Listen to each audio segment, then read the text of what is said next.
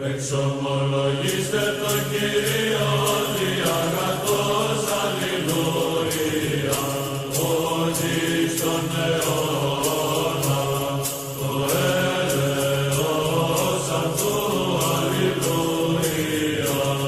So, ladies and gentlemen, I'm going to end today by talking about something that has happened in Zurich, Switzerland.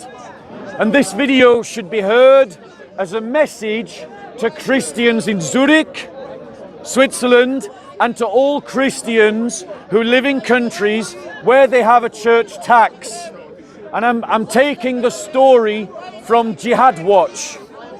And Jihad Watch is a good place to go to find stories that won't be covered by the media. Okay?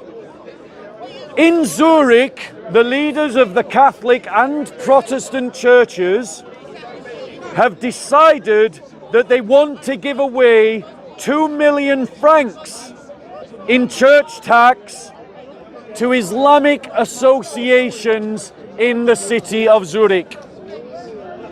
The churches in Zurich receive money from people, Christians, who voluntarily pay a church tax. That's Christians' money that is meant for churches. And the Christian leadership in Zurich are talking about giving away 2 million francs of that money to Muslim Islamic associations. Taxes or donations? It's a tax. Literally, it's a tax. So it's an actual tax. It's a voluntary tax, yes. It's gathered by... Yes, it's a voluntary tax gathered by the state from your source of income, and it is given to the church. You can opt out. It's a tax. Right. So, ladies and gentlemen, let's just be clear. The people that are advocating this are Christians, ladies and gentlemen, who are known members of left-wing political associations. The former left-wing politician, and I'll just try and find you the name, bear with us, Esther Straub, right, of the Reformed Church Council. She's the president of the Reformed Church Council. Esther Straub has promoted the idea as a sign of interreligious cohesion. So they are wanting to give this money to Islamic organizations in Zurich as a goodwill gesture, ladies and gentlemen. That's their logic. It's the idea of helping to facilitate intercommunal cohesion. That money, ladies and gentlemen, will go towards dawah, the building and repairing of mosques, and the Islamification of Austrian society.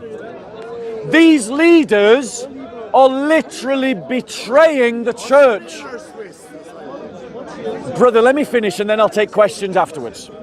These leaders in Zurich, Switzerland, are literally betraying the church because they are funding opponents to the church, ladies and gentlemen. And they are doing it because their political ideology is not being informed by their faith.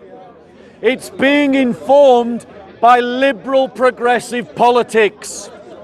That 2 million francs, ladies and gentlemen, could have gone to fund Christian evangelists as an annual wage, to fund evangelists in Protestant and Catholic churches. That money could have gone to support persecuted ex-Muslims who need homes and businesses and opportunities for jobs. That money could have gone towards freeing slaves in the Islamic world. That money could have gone to help persecuted Christians in the Islamic world. That money could have gone to pay for youth workers. That money could have gone to pay for the training of church leaders on how to be a better church leader. That money could have gone on 1,000,001 better things.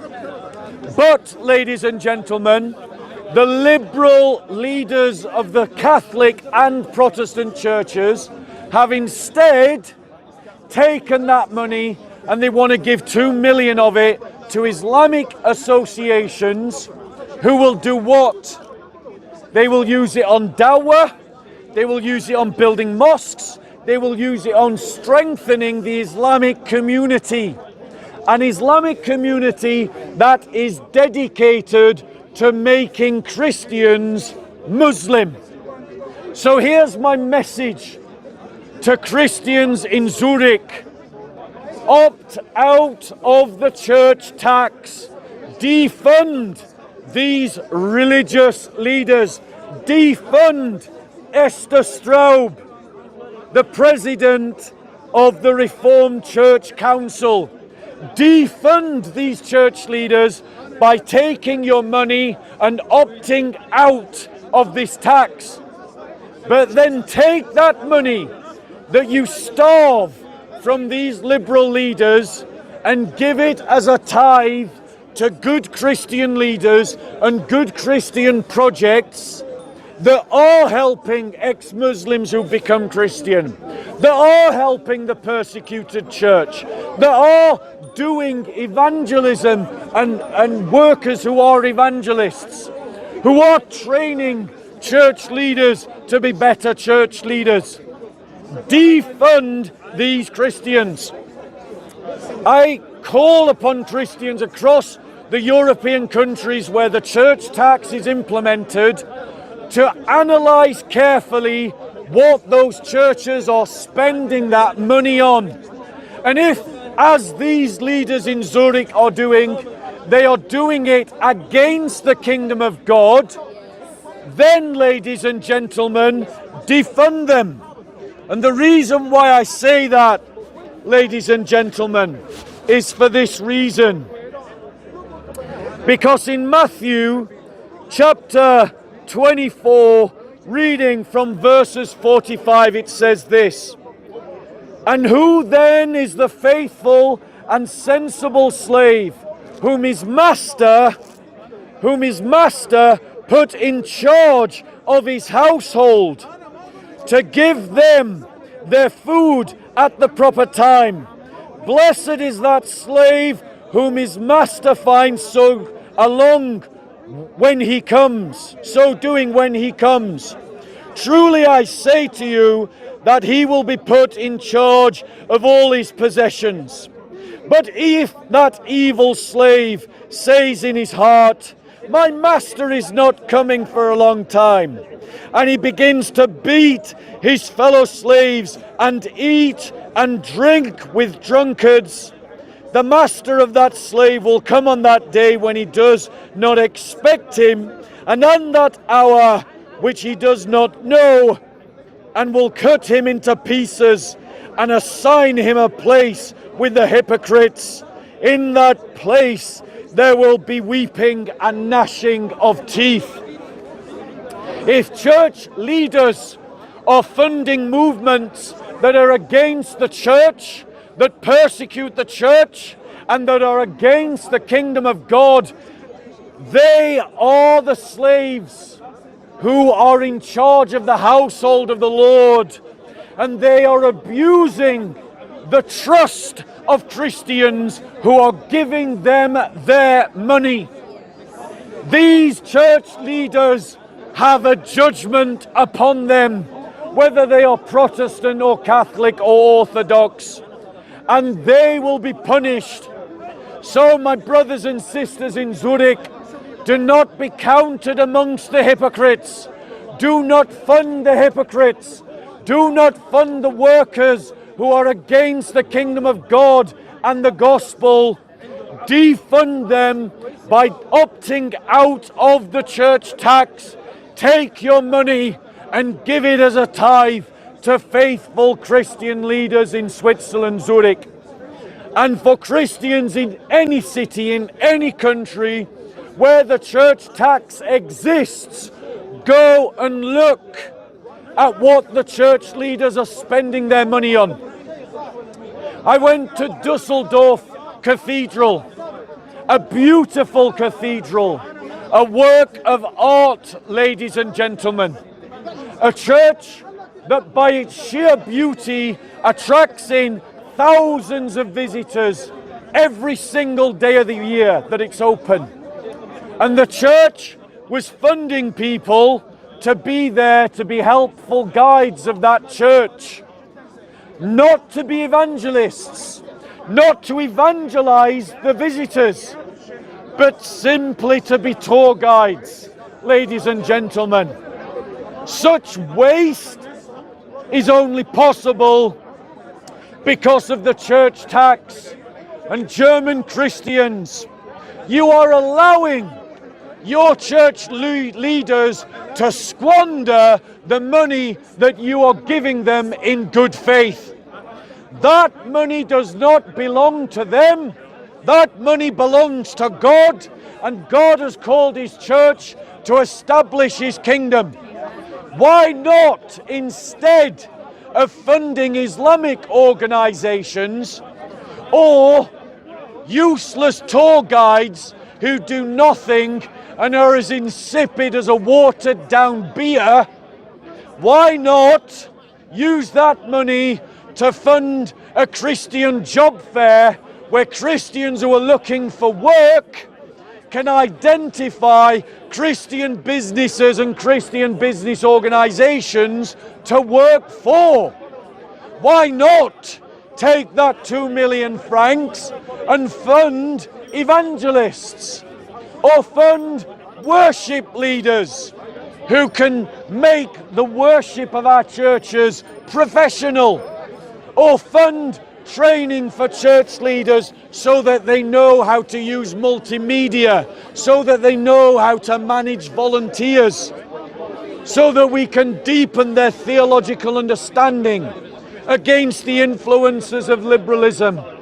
The reality is we need to hold our church leaders to account for how they are spending our money, and not enough of us are doing that, ladies and gentlemen. So I encourage you to do so. Any questions?